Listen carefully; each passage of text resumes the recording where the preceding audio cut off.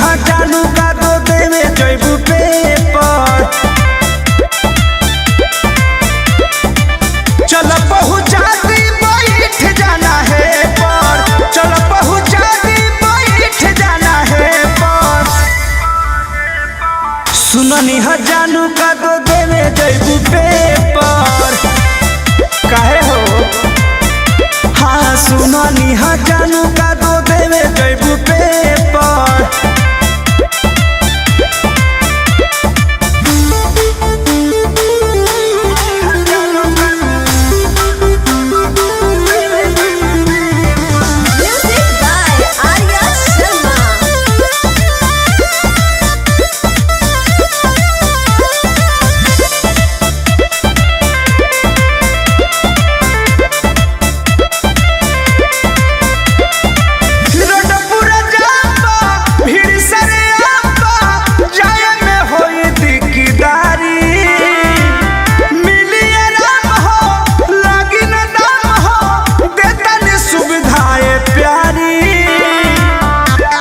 चला हम माने ना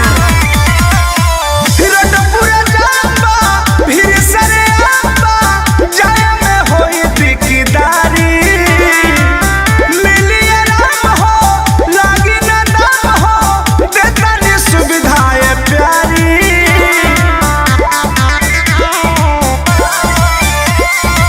सामने बैठ के जराई दी हवे पर।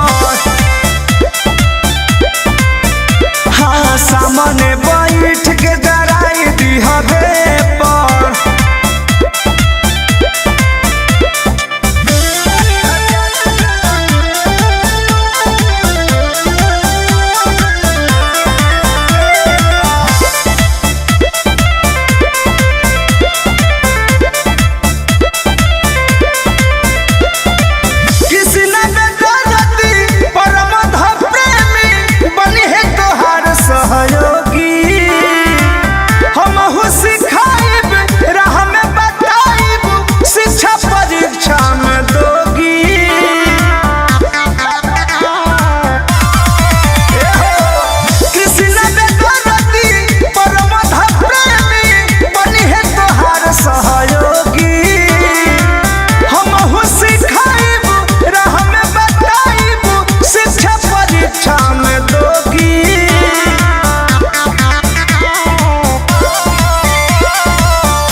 दिकदारी त हो जई हटे पर। सुननी हा जानू का दो देवे जैबू पेपर।